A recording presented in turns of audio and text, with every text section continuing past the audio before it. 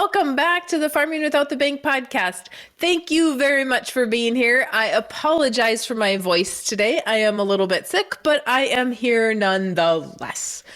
All right, you guys, let's talk about something that I have seen a lot in the last couple of weeks. Well, I've seen a lot of things in the last couple of weeks, but this is the one thing that we're going to talk about. And it goes back to Parkinson's Law. So those of you that have not read Nelson's book, Becoming Your Own Banker, why have you not? I say that all the time, but that is really the financial Bible of infinite banking. He was the founder of the concept. Everything that he talks about in there is for a reason. And we're going to address that today. Parkinson's Law. There's two parts to Parkinson's Law that I think are super important. One is a luxury once enjoyed becomes a necessity. A luxury once enjoyed becomes a necessity. The other one is our needs rise to meet our income. Think about it. When we get a raise, we feel like we didn't get a raise. Why? Because our needs rise to meet our income. I have visited with a couple of people in the last couple weeks who are making good money with little to no expenses, and they have nothing in savings. Why? Now, I met with one just yesterday, very nice young man, and I said, you don't have any money in savings, but you are making more money every year. What are you spending your money on? And he was not a 20-year-old, right? But he works for a company where he travels a lot and they pay for all of his expenses. So I'm like, where is your money going? Oh, he's buying things like not toys in the sense of four-wheelers and motorcycles and side-by-sides and, big tires and lift kits and those sort of things. He's buying tractors. And then he has to pay to store them. And I said, well, are those tractors creating any kind of cash flow? Now, here's the thing. I don't care what you spend your money on.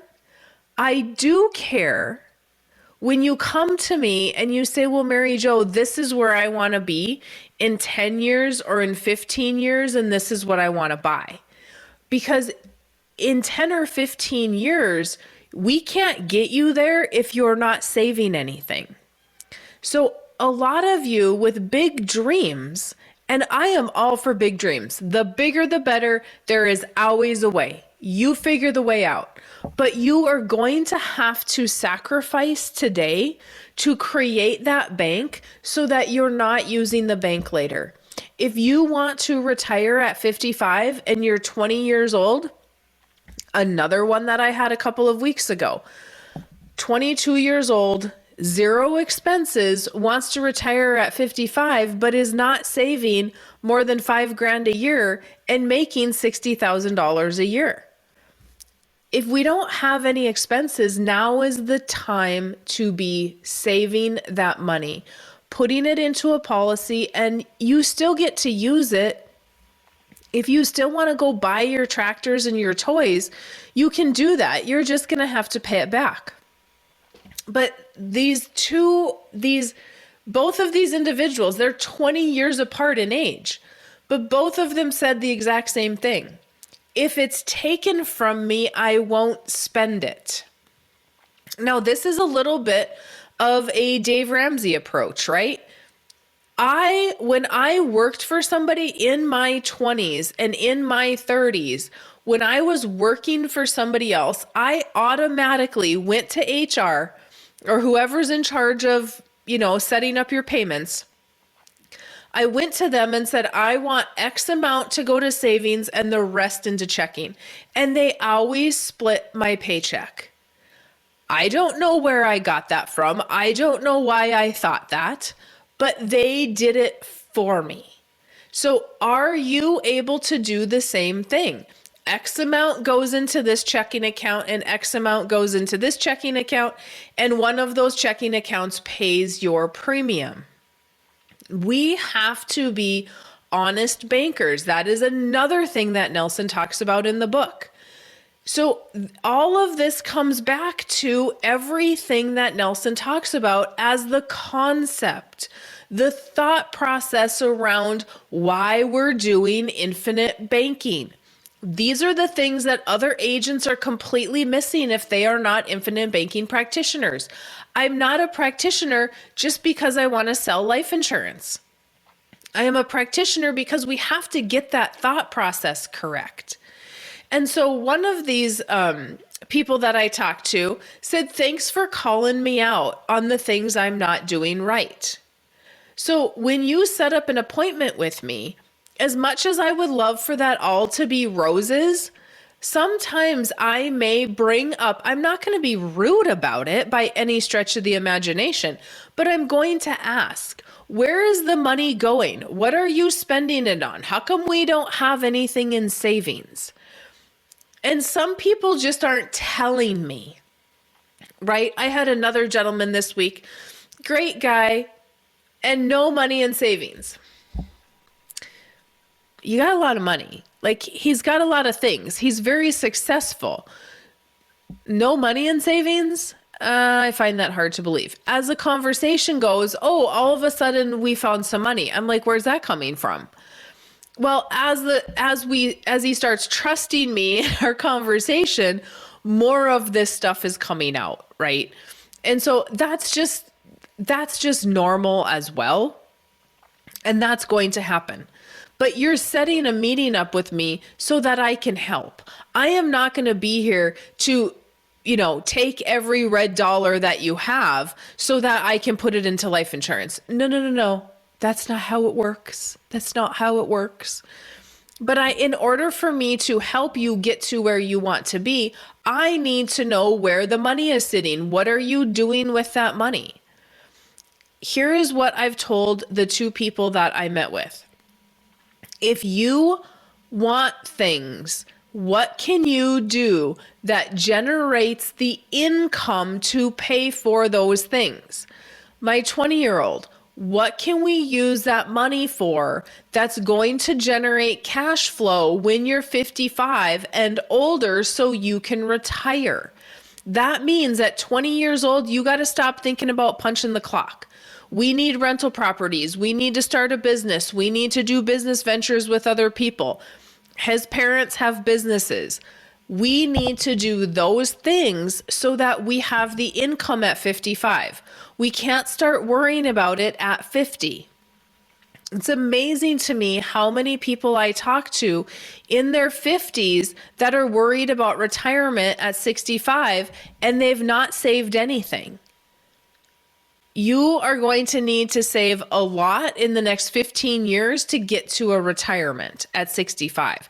We need to be saving a lot sooner than that. Or we need to be investing, or we need to be doing something. If you come to me at 55 years old wanting to retire in 10 years and you've got $30,000, I'm sorry, I'm not going to be able to help you outside of saying, what can you do to create cash flow? Do you have some money that we can utilize that's going to create cash flow?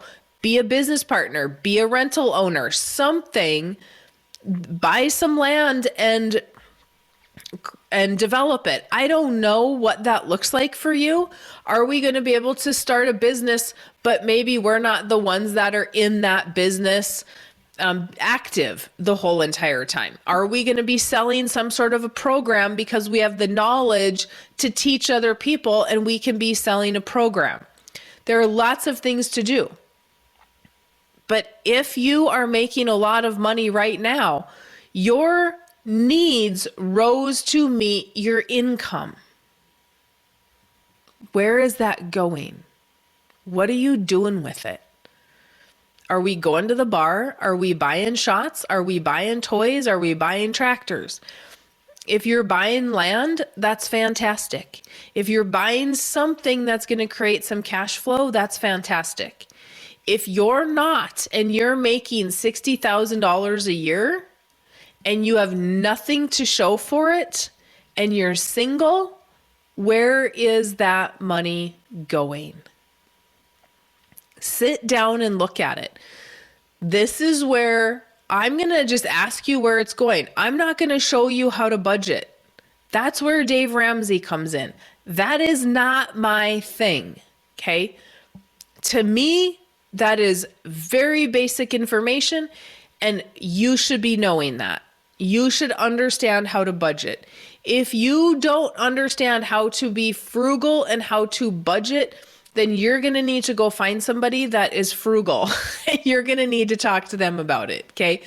Because I'm on both sides of that spectrum. When I didn't have money, I was super frugal. And you guys have heard me say this before, that my stepkids called me Mr. Krabs. Okay. Then, now that I do have a little bit of extra to spend, I will spend it on certain things, but I'm still very frugal about certain things that are completely useless in my head, like Ziploc bags. Why would I keep buying new ones when I can wash out existing ones? There are things that I am super frugal about. If we are going to buy a car for my husband that is for a runaround, we need to keep it clean and take care of it so it lasts longer. Because I'm not going to just go buy cars all the time, right? There are things that I will spend money on, but it has to be justified in my little brain to do that. If you are in a position where you are trying to get something saved up, then we need to be saving all the time. Even for myself, I want to be buying real estate. I don't care if it's farm ground or rental properties or whatever. I look back at some of the things that we have spent money on and we're not frugal about, and I'm irritated as all get out because now we can't do what I want to do when I want to do it. Now we have to wait. I don't like waiting. I want to do it right now. So think about that when we look at the concept. This is a huge part of the concept. If you are done paying off a bill, don't go spend that money. If it is not taken from you right away, you are going to think that you need it to live. But what is it being spent on? Where is the money going is the moral of the story. And I challenge you to sit down and look at where the money is going. I don't care if you are married with 15 kids or not. Typically what I see is bigger families actually save more than smaller families. I have no idea how that works or why that works. I just feel like bigger families are more money conscious because they have to be. Smaller families don't have to be. Single people don't have to be. Right? Because it's just them. They don't have to worry about somebody else if you're single. If you are married in a small family, great, we can go do all these things. Big families have to feed a lot of mouths. They have to be very money wise. So act like you're a big family, I guess. But look at where the money is going. Anything that can go into start your policy is just going to get you out of the banking system faster. It's going to allow you more opportunity because with liquidity comes opportunity. And with that, if you have not bought Nelson's book, Becoming Your Own Banker, please go and do so. You can get it on my website, Farming Without the Bank. It's there, available for you. So go and grab that book and understand the whole concept of what we're teaching. It's not about the numbers, okay? Then we have opportunity to do things. If you need me, you know where I'm at, maryjo@withoutthebank.com. You are free to email me and I am happy to answer any questions that you may have. So go to farmwithoutthebank.com, grab your book. Let me know if you guys have a topic that you want covered, and I am happy to do that. And with that, I will see you next week in the podcast. Have a good one.